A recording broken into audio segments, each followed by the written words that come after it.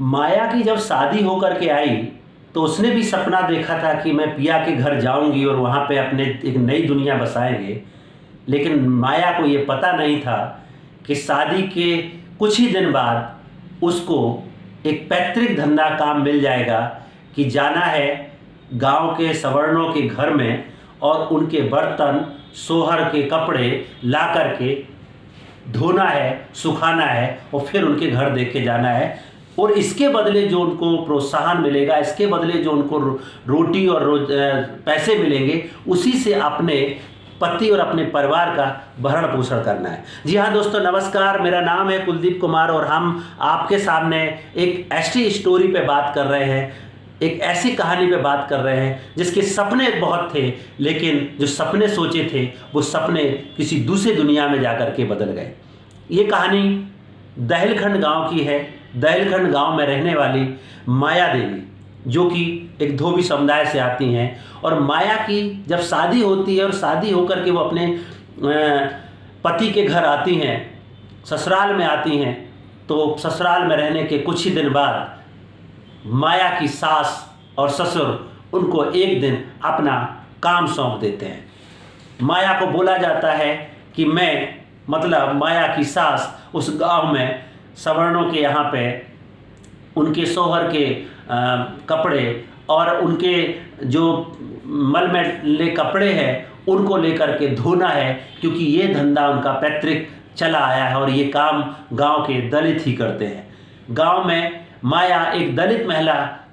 है और दलित कम्युनिटी के परिवार से आती है, तो उसको विरासत में ये काम उसकी सास के बदले ट्रांसफ़र किया जाता है। अब क्या, माया रोज़ सुबह उठती है और गांव के दबंग सवर्णों के घर जाती है और उनसे उनके कपड़े इकट्ठे करती है और उनका एक गठरिया बनाती है और सर पे रख करके, क्योंकि गांव के जस्ट बगल में यमुना नदी है, वहां पर जाकर के वो उन सारे कपड़ों को साफ करती है, सारे कपड़ों को धोती है और फिर वापस ला करके उन सारे कपड़ों को सुखा करके फिर से उन घरों में जाकर के दे आती है। अब पूरी ज़िंदगी माया की सुबह उठना, कपड़े लेना,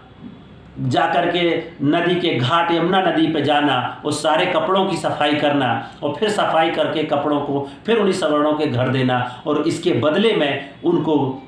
रोटी, कुछ चंद पैसे और शादी विवाह के अवसर पर कुछ कपड़े मिल जाते थे। यही उनका पुरस्कार और यही उनका इनाम बन गया था। माया की पूरी ज़िंदगी जो कि एक सपने थे, उसके वजूद में दूसरी इस दुनिया में आकर के माया अब इस काम में सुबह से शाम तक पूरी तरह से संलिप्त हो चुकी है। माया ने सोचा भी नहीं था कि मैं जब अपने ससुराल में जाऊंगी तो मुझे ये काम करना पड़ेगा। कभी कभी माया को रियलाइज होता है कि काश मैं भी दूसरे लोगों की तरह दूसरी दुनिया में अपने सपनों के साथ आगे बढ़ती, लेकिन क्या करते, मैं एक दलित कम्युनिटी में पैदा हुई और मुझे ये काम पीढ़ी दर पीढ़ी मुझे भी ये सौंपा गया। हमने जब माया के साथ बातचीत किया तो माया ने अपनी ये पूरी दर्द भरी कहानी हम लोगों के सामने रखी। इसके बाद जब माया का ये पूरा सुबह से शाम तक चलता है, इस तरीके का काम चलता है, एक दिन माया बताती हैं कि उनका एक लड़का है जो पैदा हुआ और लड़का 2018 में अचानक से बीमार पड़ गया। अब माया के पास पैसे नहीं थे कि अपने बच्चे का इलाज कैसे कराएं। पूरे जिला अस्पताल हो, दूसरे प्रदेश में जाना हो, बड़े बड़े अस्पतालों में जाना हो, माया अपने बच्चे को लेकर के इधर से उधर, उधर से उधर, अस्पताल दर अस्पताल घूम रही थी कि उसका इलाज करा करके उसको, क्योंकि एक ही उनका लाल है, उसको बचा सके। क्योंकि जब घर में कोई बीमार होता है तो पूरा घर जो है परेशान हो जाता है, और घर में कोई पैसे नहीं थे, क्योंकि पैतृक धंधा क्या था कि कपड़ों को सफाई करना, नदी पर जाना और उनको लेकर के बाद में उनको अपने परिवार की आजीविका चलाना। अब जब बच्चा बीमार हुआ तो काम भी नहीं कर सकते थे, लिहाजा इलाज कराना प्राथमिकता थी। तो फिर माया उन्हीं सवर्णों के घर में गई और उनसे बात किया कि माई बाप, आप हमें कुछ 10-20 हज़ार रुपए उधार कर्जा के तौर पे दे दो ताकि हम अपने बच्चे का इलाज करा सकें। लेकिन माया ने जो अपने दर्द भरी कहानी हमें बताई, उन्होंने कहा कि भाई साहब, मुझे किसी भी घर से 5,000 रुपये भी नहीं मिला कि मैं अपने बच्चे को अच्छे से अस्पताल में ले जा करके इलाज करा दें। उल्टा हमें ये जवाब जरूर मिला कि तू पैसा दे देंगे तो कहाँ से चुकाएगी, हम आपको ये पैसा नहीं दे सकते। इस हालात में मैं अपने बच्चे को लेकर के अस्पताल दर अस्पताल भटकती रही, लेकिन मेरा किसी ने नहीं सुना और 2018 में मैंने अपने लाल को खो दिया। आज माया अपने घर में एक बेसहारा की ज़िंदगी जीती हैं, उनकी मदद करने वाला कोई नहीं है।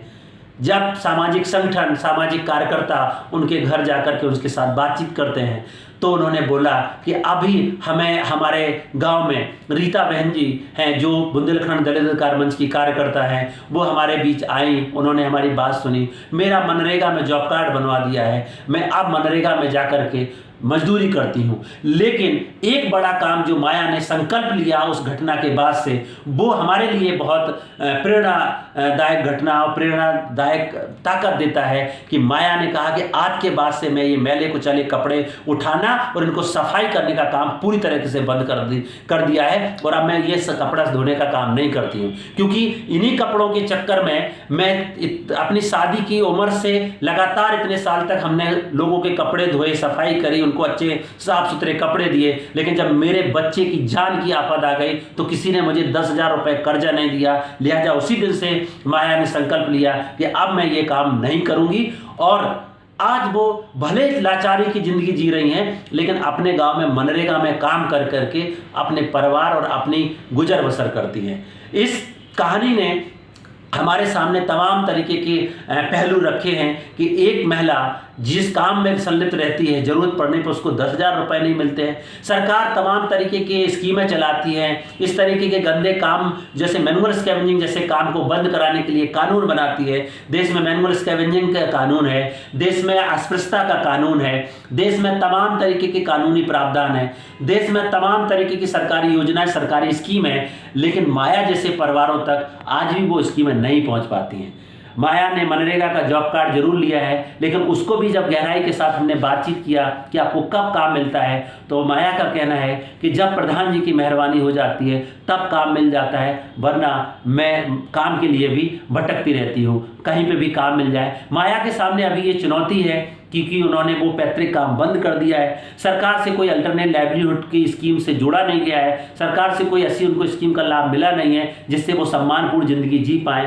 अपनी जिंदगी की जद्दोजहद में माया आज भी संघर्ष कर रही हैं, लेकिन ये कहानी हम सबको ये प्रेरणा देती है कि हमें स्वाभिमान की जिंदगी जीना है और स्वाभिमान के साथ अपनी जिंदगी को बसर करना है। ऐसे जो गंदे काम हैं उनको हमें छोड़ना है, क्योंकि हमारे सब काम करने के बावजूद हमें वो प्रोत्साहन, हमें वो सम्मान नहीं मिलता है, तो ऐसे काम का क्या मतलब है। क्योंकि इस काम को करते करते अपने बच्चों पे भी ध्यान नहीं दिया, लेकिन लगातार कपड़े धोने और सफाई का काम करने वाली माया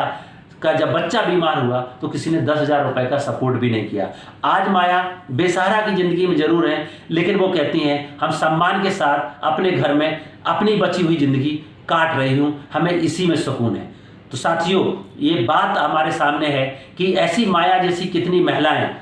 जो लगातार संघर्ष कर रही हैं, डिग्निटी के साथ जीवन जीने की जद्दोजहद कर रही हैं कि सम्मानपूर्ण जिंदगी काट सकें। आज भी हमारे देश में बहुत सारी दलित महिलाएं इस तरह की घटनाक्रम से गुजरी हैं और अपने जस्टिस, अपने सम्मान की लड़ाई के लिए फाइट कर रही हैं, लड़ाई के लिए संघर्ष कर रही हैं। और हम माया के इस संघर्ष को सलाम करते हैं और उनके इस जज्बा को भी सलाम करते हैं कि उन्होंने वो गंदा काम छोड़ करके